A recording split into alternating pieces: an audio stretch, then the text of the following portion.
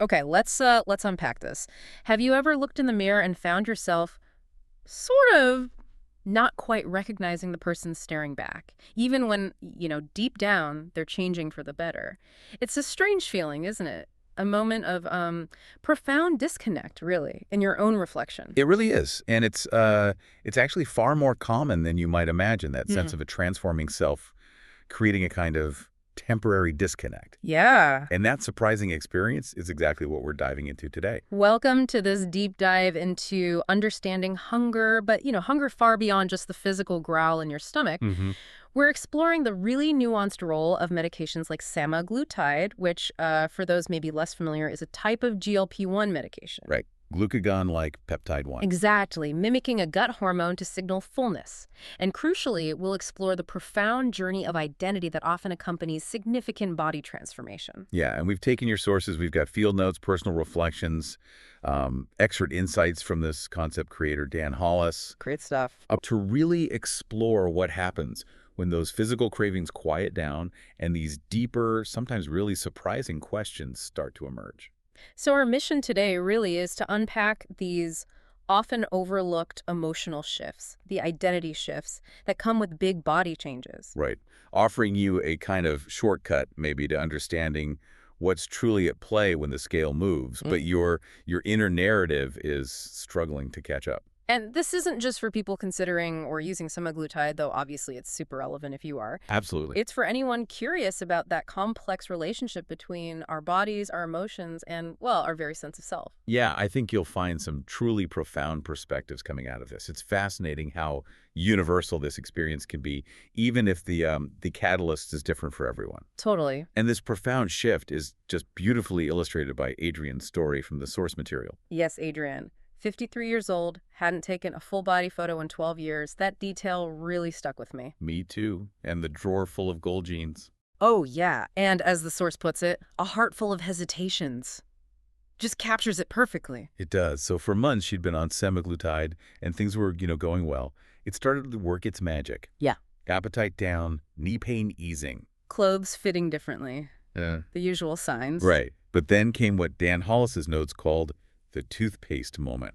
And it wasn't like this big dramatic thing, was it? Not at all. Totally mundane. She was just brushing her teeth like any other morning, same rhythm, same routine. And then she looked up and didn't recognize the woman in the mirror. Exactly. Her face was thinner, lines sharper, her eyes somehow older and newer at the same time, was the phrase she used. Wow. She knew it was her, logically, but she told Dan later, I didn't feel like I belonged to her. It felt like a disappearance, she said, not a triumph. A disappearance, that's powerful. And it happening in such a normal moment. The toothpaste moment, not some grand reveal. Right, just a regular Tuesday morning. Makes it so relatable, because big changes often sneak up on us in these quiet ways, don't they? They really do. It just shows how these profound shifts can emerge from the most ordinary moments, catching us completely off guard, Yeah. which is why Dan Hollis's concept of identity lag is so critical here. Identity lag. Okay, tell us more. Well, connecting this to the bigger picture, Dan explains that your body can change faster than your story. Hmm. And when that happens, he says, the soul gets confused. Most people assume the hard part of transformation is losing the weight, right? Yeah, that's the common thinking. But what Dan Hollis unearthed, which is really counterintuitive, is that the real crisis often begins after the pounds are gone. Okay, wait, so the crisis begins after. That's interesting. It is. So the challenges aren't just about the physical effort, but about the kind of the void left behind. Exactly. When the physical hunger fades, old rituals dissolve, maybe even your armor, as some people call it, drops. Right. You're often left standing there feeling, well, unrecognizable. What does that real crisis actually look like day to day, beyond just feeling like a stranger in the mirror? Yeah, what does it look like? It often manifests as this deep sense of disorientation. I mean, imagine spending years, maybe decades, building an identity around a certain body size. How you move, how you interact. Yeah, what clothes you wear, even how you use humor or self-deprecation as a, coping mechanism. Sure. Suddenly, those familiar guideposts are gone. The old narrative just doesn't fit the new reality anymore, and it leaves a person adrift. So Adrienne wasn't really mourning the pounds themselves. Not really, no. She was mourning the version of herself who had carried them, the one who knew exactly how to manage a room with a joke, who knew which sweaters covered the most. Which apology sounded casual. Precisely. She was good at being her old self. And now, she was a body in transition, but her mind, it felt like it didn't have a map. So it sounds almost paradoxical then, mourning something you were actively trying to get rid of. How do you even begin to navigate that feeling? It is absolutely paradoxical, and that's precisely why Dan Hollis emphasizes that the weight loss is just the clearing. The clearing. Yeah. He says the becoming takes longer. He didn't rush Adrienne. He just listened. Which brings up a vital question. What do you do when your external self changes dramatically, but your internal narrative, your sense of who you are, just hasn't caught up yet? That makes perfect sense, like clearing the canvas before you can start painting something new. Okay, so with that space created, how did Dan and Adrienne actually begin to fill it? You mentioned they started rewriting the names of things. They did. They got to work, but not on pounds, on language, which is fascinating. How so? Well, shame became memory. Control became curiosity. Discipline became alignment. Wow, that's a powerful shift just in wording. Isn't it? And week by week, Adrienne began to fill in her new frame, not with food or fear, but with permission. Permission. Permission for what? Permission to not know who she was yet. Permission to be awkward in the in-between phase. Permission to build a new story without sort of burning the old one down entirely. Okay, not erasing, but integrating. Exactly. The mirror didn't change, but how she greeted it did. She didn't flinch anymore. She stood there longer.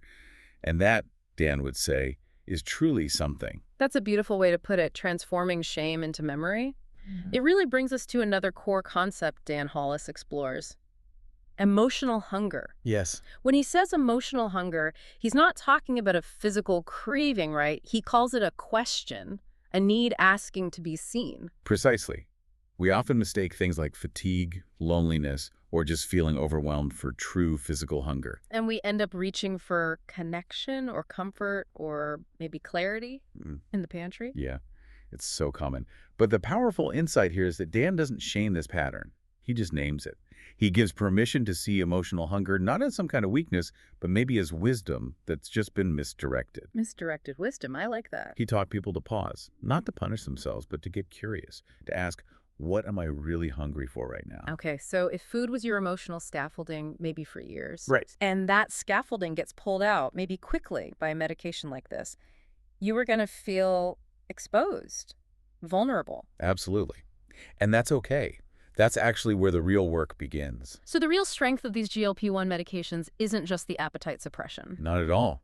It's the profound opportunity they create, the chance to rebuild identity, behavior, emotional awareness, all while the biological cravings take a step back for a bit. This is crucial then. Semaglutide doesn't solve emotional hunger. No, definitely not.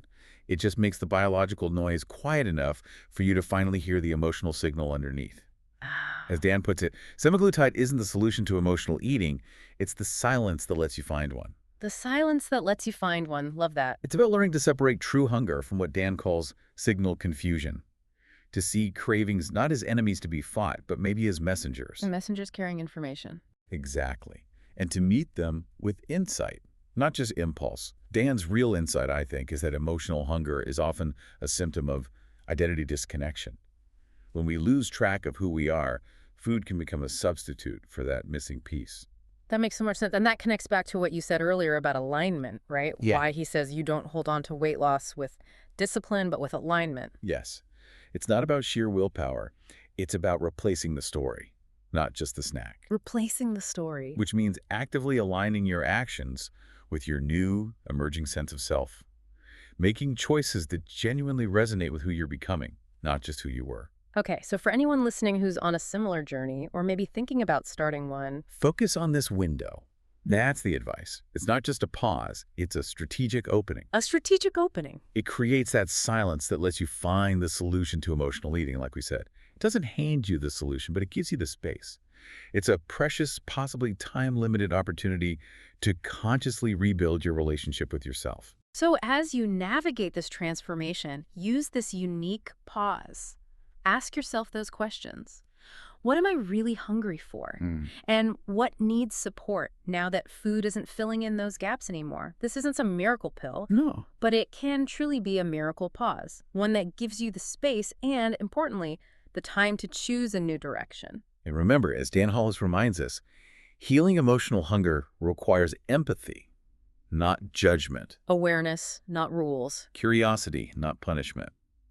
It's truly about replacing the story, not just the snack. And maybe here's a final provocative thought for you to chew on, so to speak. When the cravings stop, the truth begins. Ooh, good one.